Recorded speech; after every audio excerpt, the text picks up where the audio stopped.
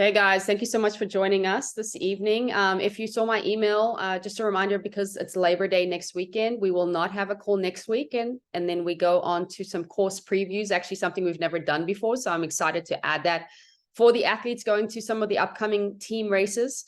Always great to jump on. If you are not doing one of those specific team races, I always think it's helpful if you're doing another 70.3 or another Ironman, you might get some great tips that are will help you for that specific race. But with that being said, we have a lot of athletes at the end of the season. They're kind of in the thick of their final 70.3 build. And so we had all the coaches coming together and said, what are common things that we are telling our athletes to help support them through this time?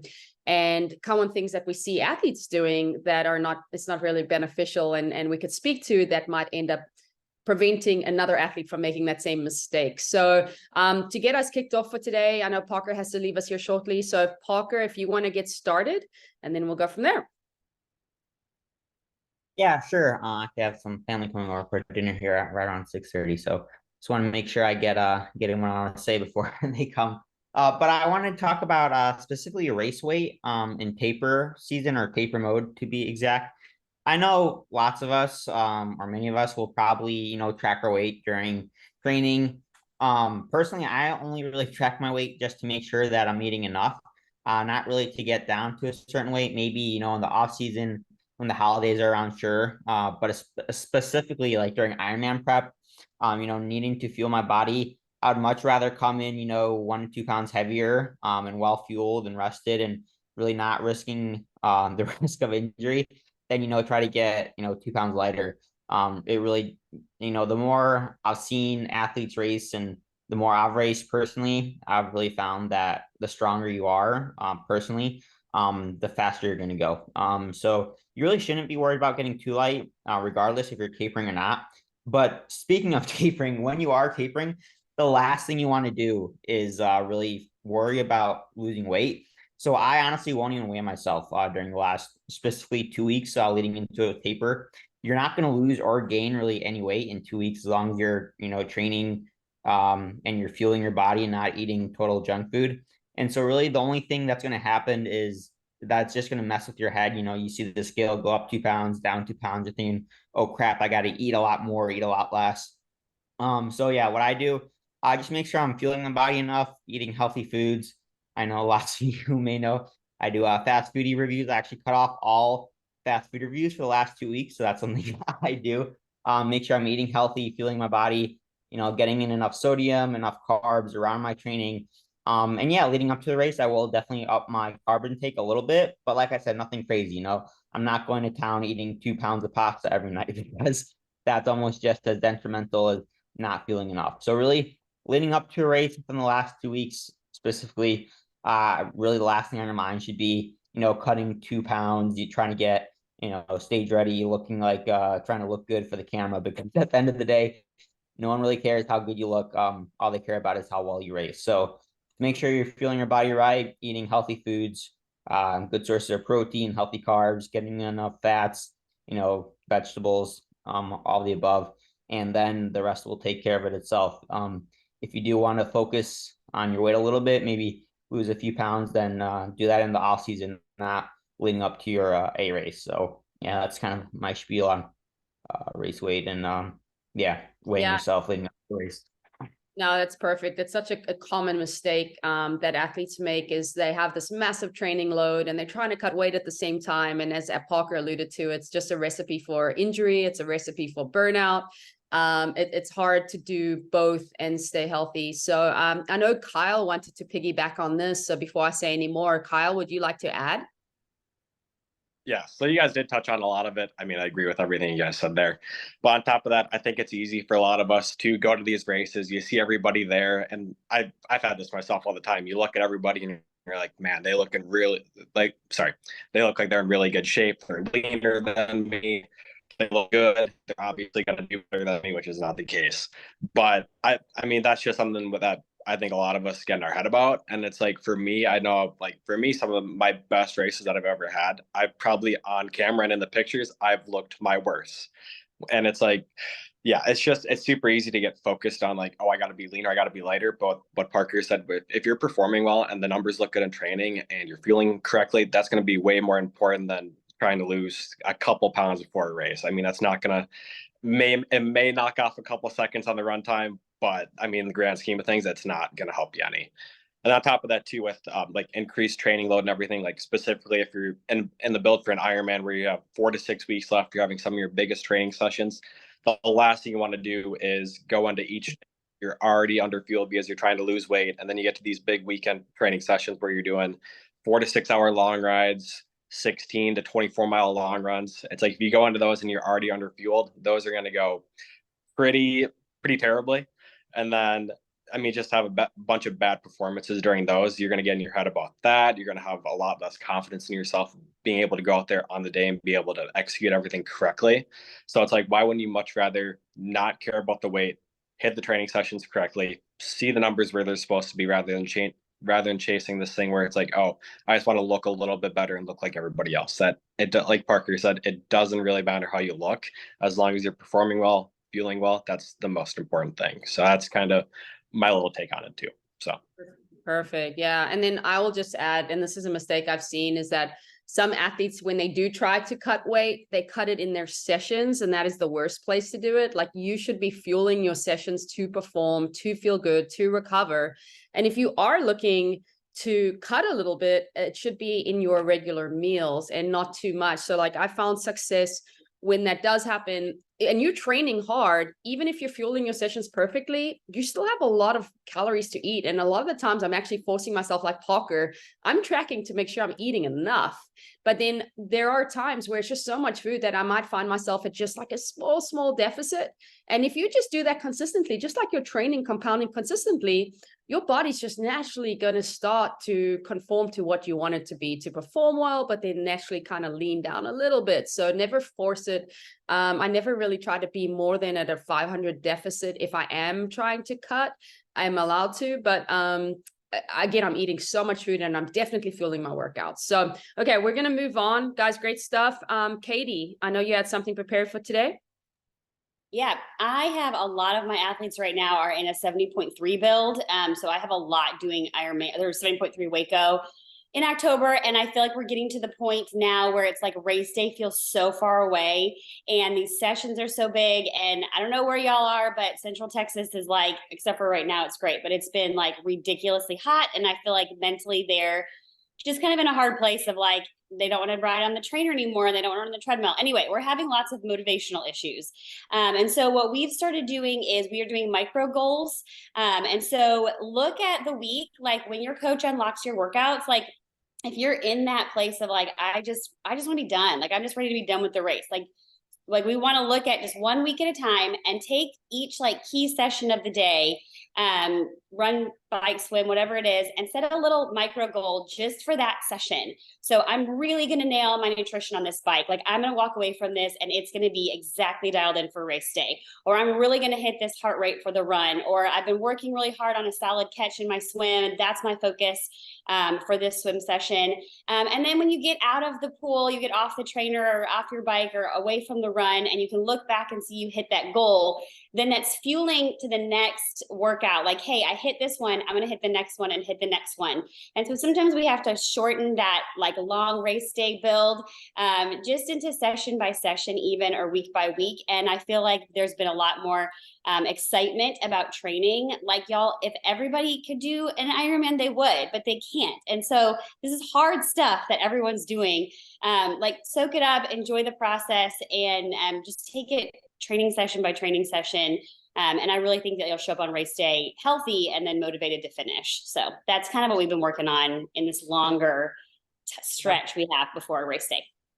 Awesome. No, very good. Yeah. And one thing I was actually sharing with Andrew Warnica, who's funnily enough, he's running on his treadmill as he's watching this. I'm seeing him on the side, but something I do is, like, you guys see the workouts, they're a progression of the week before, or maybe 2 weeks before. And so when I see a workout that is very similar to something I've done before, I always look back and see what my numbers and correlating heart rate and effort was. And I have it on a piece of paper next to me. And when I nail that first effort, so maybe I'm pushing 200 watts And last time my effort was an 8 and my heart rate got up to like 160. And this time, the first effort, maybe my heart rate only got up to 154. I'm like, yes, I'm crushing the session and it feels easier. And then in that moment, I would say, okay, I'm obviously getting better. I'm just going to stick with this power and like ride it out and completed positive session. Maybe the next one, we're going to push a little bit harder, or I might even make the decision like, hey, it's a threshold workout. My heart rate is not even at threshold for this. During the workout, you take ownership and say, okay, I need to up the power, maybe just that 5 watts to get into that same state that I was 2 weeks ago, which now I'm clearly fitter. And so I'm not going to have the same effects and an adaptation that I'm looking to get out of this workout, because this workout that was set for threshold now is kind of only sweet spot or tempo, right? So knowing your numbers helps you with motivation, but it also helps you make sure that you're doing the workout correctly and can make those decisions on the fly. So moving on, I know Harold was going to talk about strength. Harold, off to you. Is he there? All right, so Yeah. let me tell you guys a couple of just general rules on how to program the strength training during the weeks of the taper. Depending on what race you're doing and where you are in your build, I will often try to line the deload weeks up in the strength training platform with the big races that we have a majority of the people on the team doing. Like if we have big team races like we did earlier this year at Galveston, or later this year in Florida, or earlier this year at Ironman Texas, where we have a large amount of athletes all racing the same race, then I will try to line up the recovery week in line with your taper week, or the first week of your taper, or the second week of the taper, depending on where you are in your race.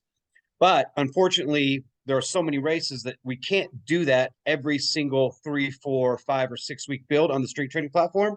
So here's some general rules to modify it for you for your race if the strength training plan doesn't line up perfectly with your taper, okay? So go back and start 2 weeks out from your race. Typical taper is going to be somewhere between 10 and 15 to 18 days long, right? So 2 weeks out is a good place to start. From there, I recommend always do the mobility session on Monday.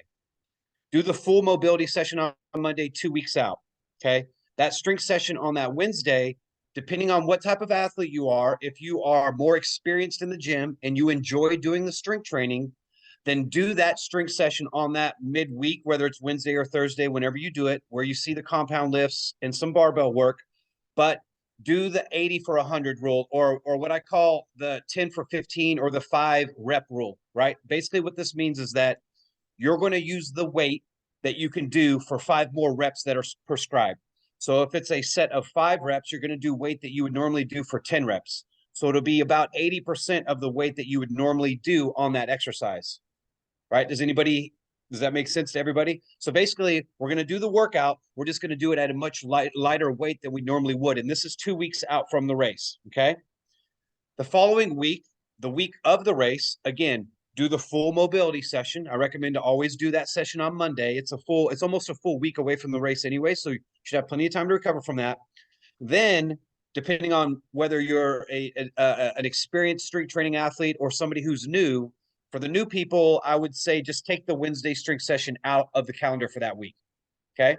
And what you can do is take the mobility session on that Monday, break it in half, do half of it on Monday and then half of it on Wednesday. So you have 2 30-minute sessions, Monday and Wednesday, with just some mobility work, mostly body weight, mostly bands, mostly movement patterns. Should be able to recover from that pretty quickly if you need any recover from it at all, and then be set up for the race on that weekend.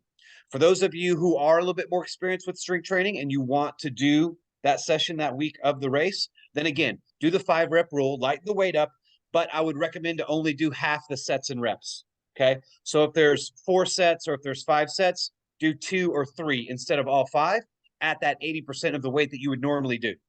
So you're going through the movement, you're putting the barbell on your back, or you're doing the deadlifts or the lunges or the step-ups, hip thrusts, whatever it may be, where you're doing less weight than you normally would, and you're going to cut down the sets and the reps. That's on the Wednesday of the week of the race, for those of you who are experienced in the gym.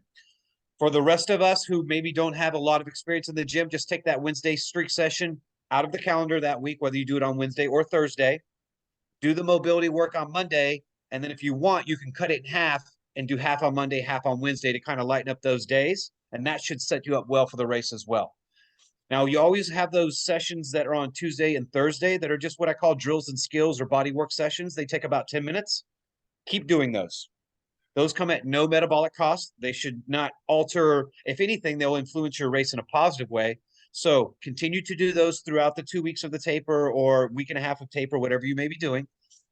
Do the mobility session. You can break it in half and do half on Monday, half on Wednesday, and then modify the strength session down or take it out completely depending on your comfort level. All right. Does that make sense to everybody? Do you have any questions about any of that, Natasha?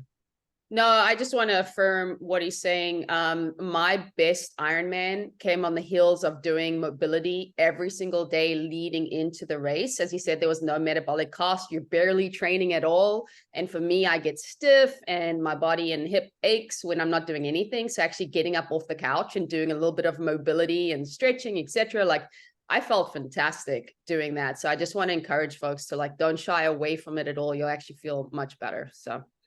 Yeah. Those 10-minute sessions on Tuesdays and Thursdays will set you up well for a race on the weekend. And then if you want to do like Natasha did, where she just cut it down into smaller doses, but more frequently, just cut that Monday mobility session in half or in thirds and do it Monday and Wednesday or Monday, Wednesday and Friday, however you want to do it, whatever you have available in your schedule. Awesome. No, that's great. Okay. Moving on. Go ahead, Charlie.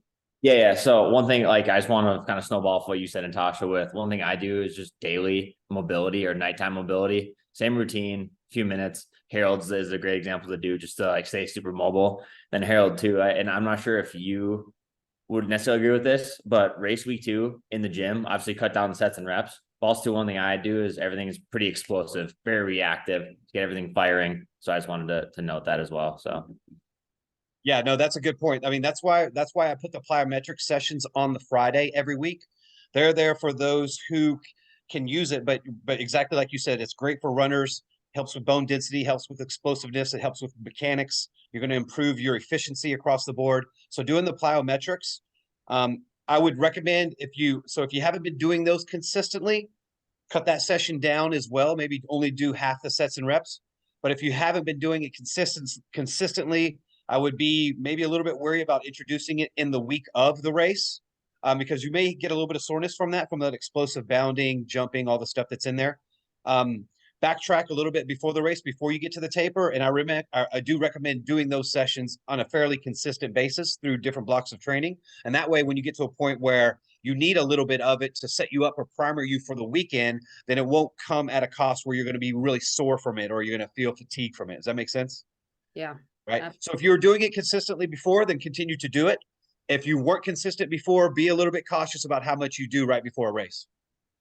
Perfect. Agreed. Okay, Coach Keegan, on to you. All right, there we go. Couldn't find the mute button. All right, I'm going to cover up days leading up to the race. I know right now we're in the dog days of summer, so right now we don't want to think forward to the race.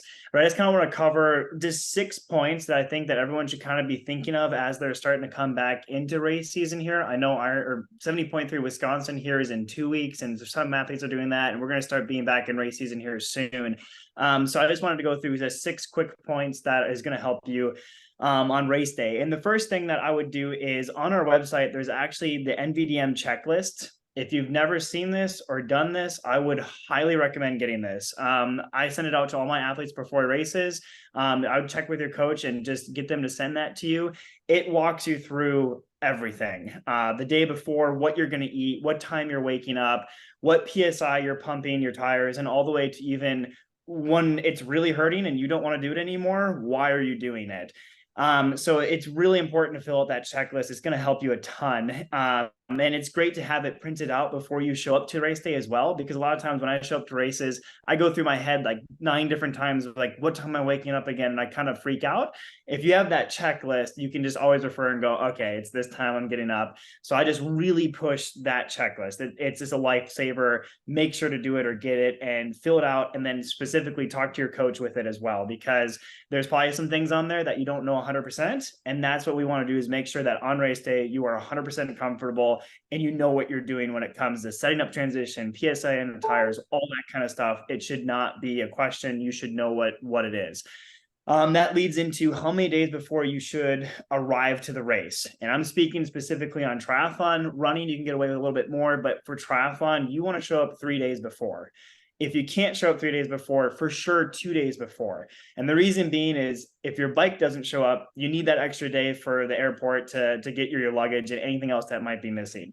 The other thing is that you might have a mechanical and you need to show up to a bike shop and you need to get it fixed. 3 days before gives you that float day where you can get that fixed. That's the other thing. When I first arrive and you have your bike and everything, the first thing I do is actually I pump my tires.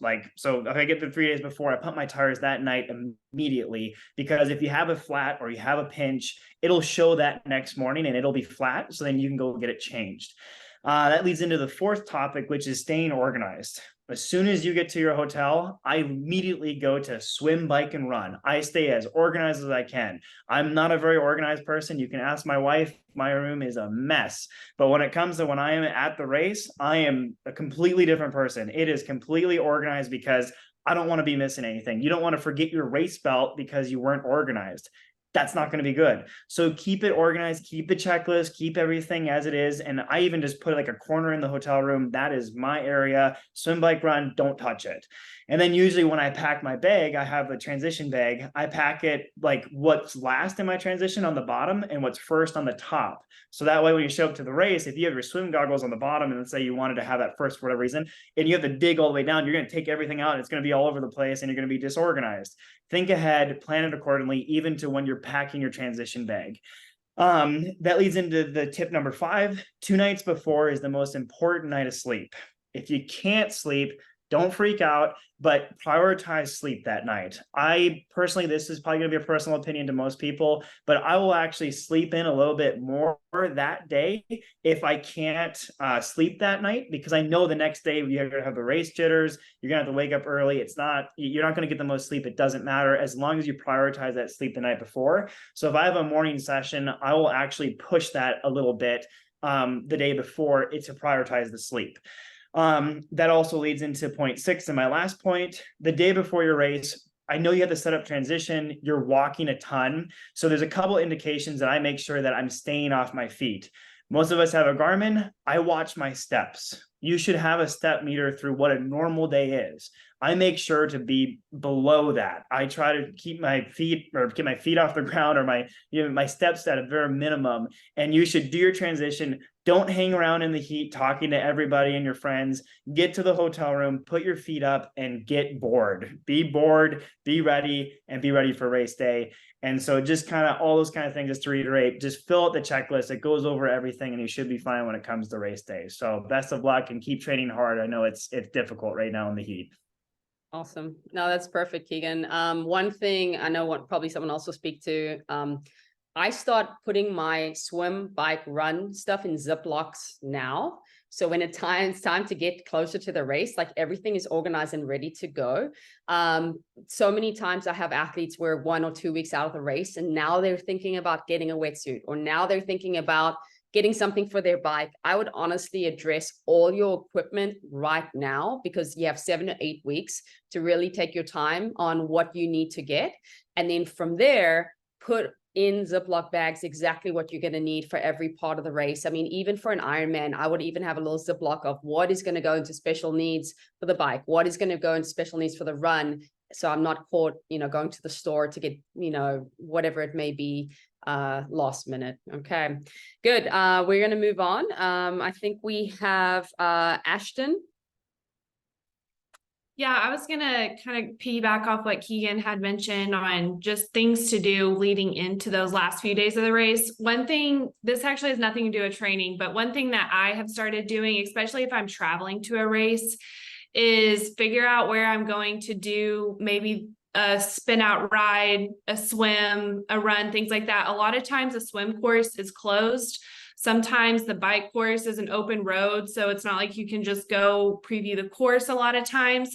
So just kind of being prepared for, is there a pool that you're going to go to? Running's pretty easy. You can jog around a neighborhood or something like that, but just not having to stress about, you get there, okay, I need to spin out my bike, make sure everything's working. Where am I going to do that? So just kind of thinking about that. Couple of ways or a couple tips. Almost every single race has a Facebook page. Get on there. There's always locals on there. There's always advice on, hey, go here, do this. This place is good for swimming.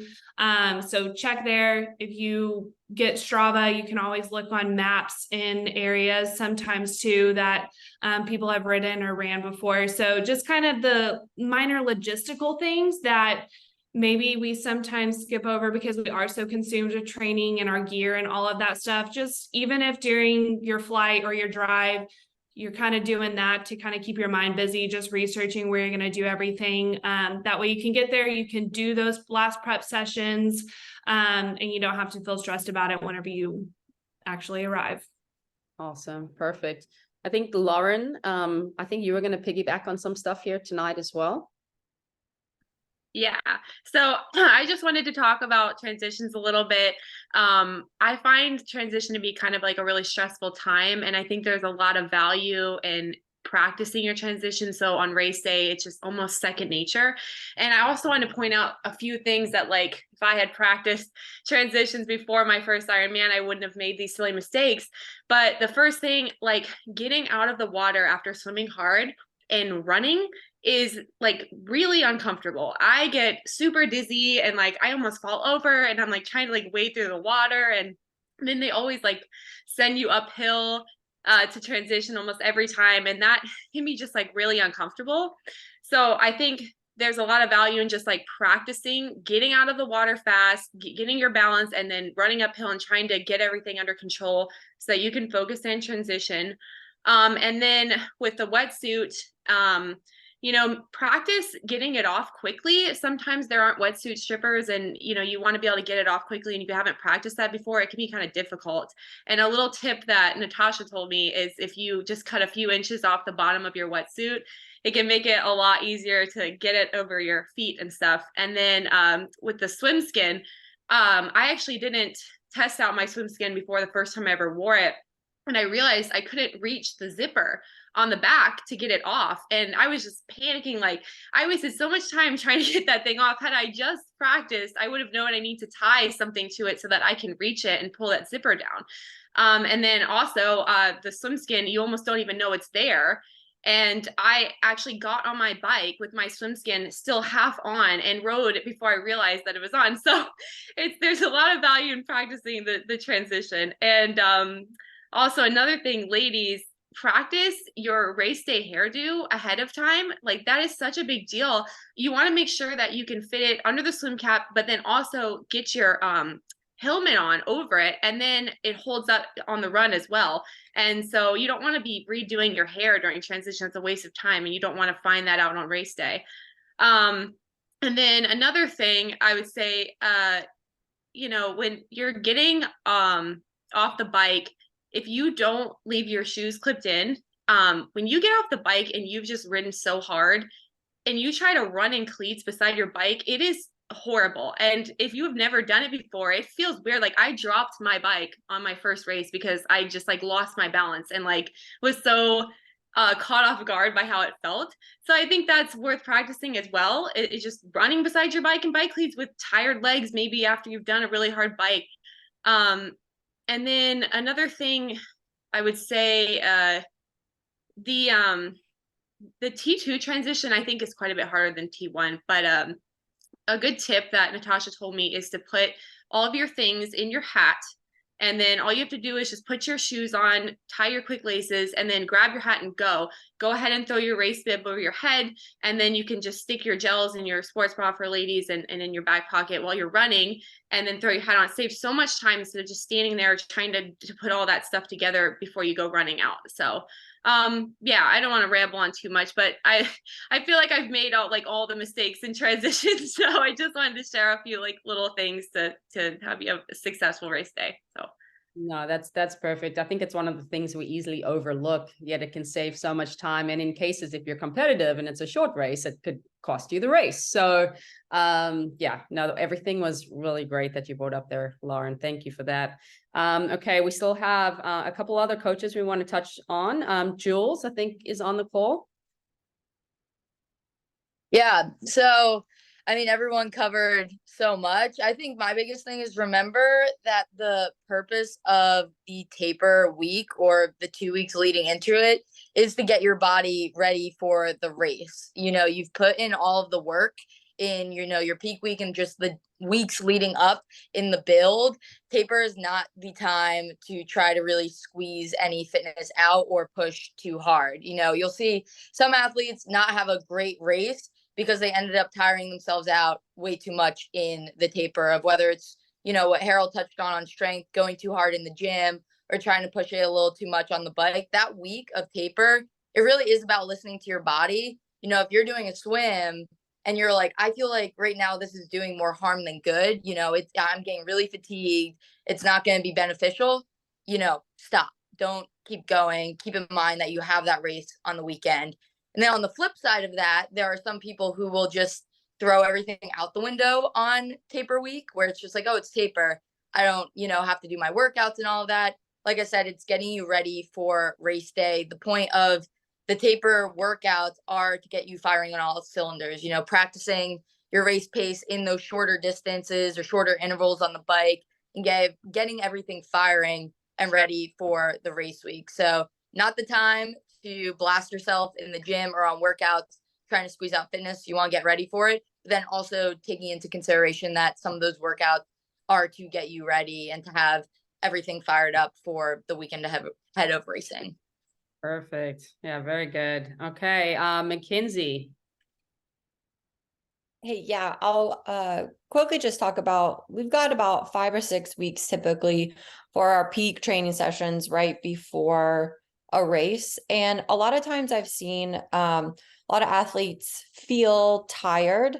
And so what I would just put out there to you all is really embrace that uncomfortable feeling of being exhausted and tired.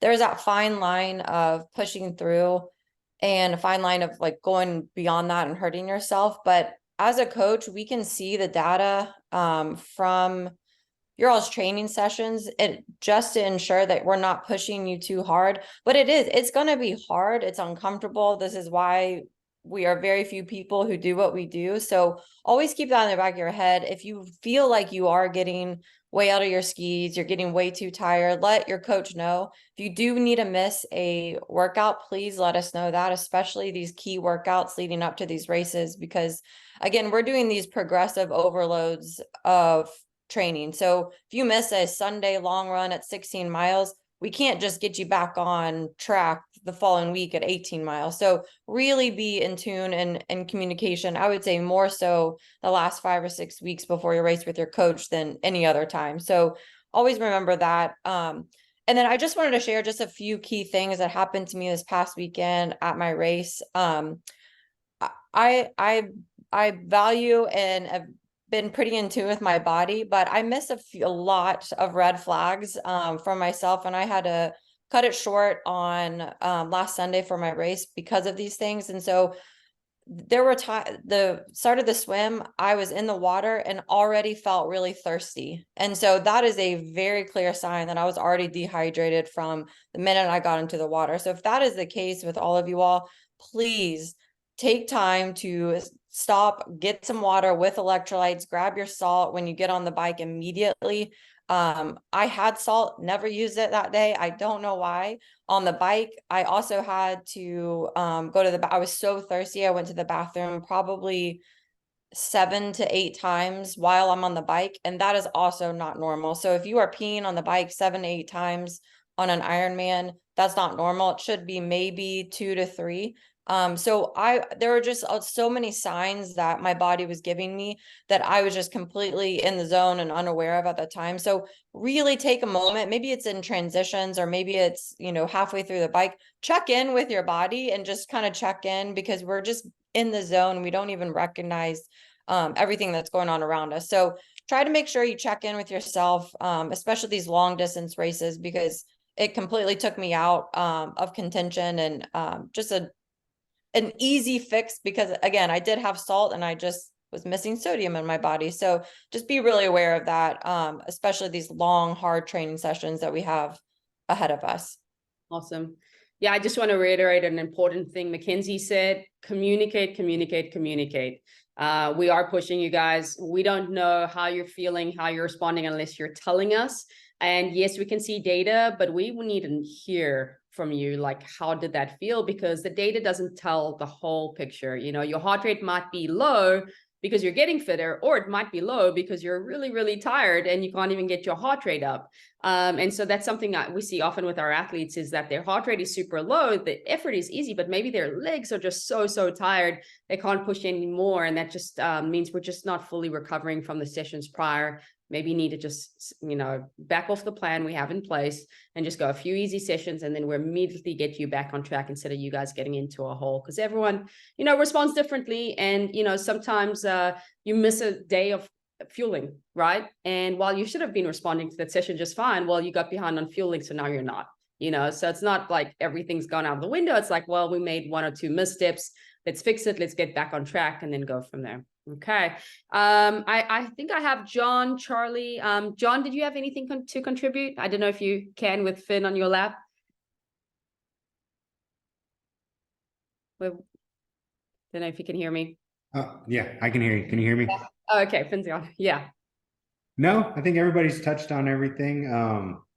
I was ready in case you called on me. I was gonna say massages. When's the best time? I didn't do any research, but I remember you telling me, like, depending on if you're used to getting a massage versus getting them regularly, then you might do it 8 days before your race versus 4 days. But that'd be the only other thing I would touch on. Yeah. If somebody, you or Harold, more advanced, somebody that knows more. Yeah, absolutely. Yeah, we don't have too much time, so we won't get too far into science, but I'd never like to get a massage right before race day. Number of reasons because of it, but I do like to get it definitely in these final big weeks of training. And then if I'm going to do one race week, it's going to be early on in the week. And then maybe we can touch on why that is in the next call, just because we're way over time. So that's a great point, but hopefully that guides you guys in the interim. And then Coach Charlie, did you want to add anything? I don't know if I can see any of the other coaches that I've missed. And then we'll close on that. And I actually see a couple questions I'll quickly hit on. Okay, quickly on the questions. In terms of bike transport, is tri-bike transport a good service? Look, it's the only service that there is right now. There used to be services in Texas. I was actually one of them, where you could put it on a trailer and they would rack each bike.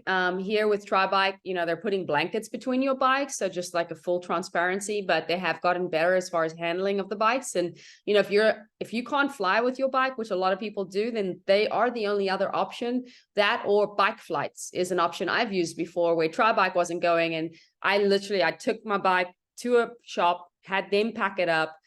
I flew the bike through bike flights to a shop. I had them build it up. That way, if there are any issues, I'd rather just spend the extra money to make sure it was professionally done versus something happened with my bike when we've already spent just so much money on all the training, on all the travel. Why not spend the extra, you know, $50 to $100 just to do it properly? So you got bike flights, tri-bike transport, where you don't take your bike apart at all. And they've been actually very successful recently of not having any damage on bikes, despite the way they transport it, and then flying with your bike. The problem with tri-bike, though, is you usually have to let go of your bike quite a few weeks before. So if you have 2 bikes, awesome. You know, you just train on the other bike you have. If you do not have another bike, that becomes an issue, because you might be 2 weeks of training, maybe sometimes 3, without a bike, and then you have to come up with an alternate solution. And then tubeless tires, how much PSI do you keep in your tires for the flight? Honestly, I don't know if there's a science to it, but I just like take out a little bit of air. I don't like measure and say it has to be 50 PSI or whatever it may be. I just try to loosen it up a little bit, just like I would the day before the race.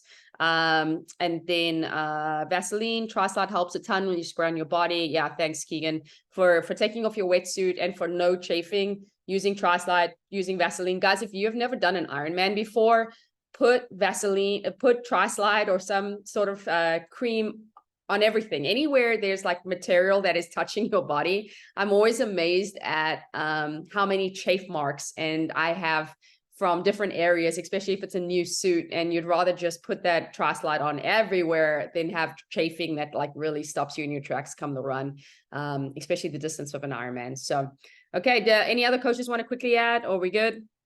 Okay. think we're good. Guys, thank you so much for joining us.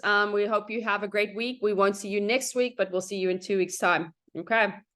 Bye, you guys.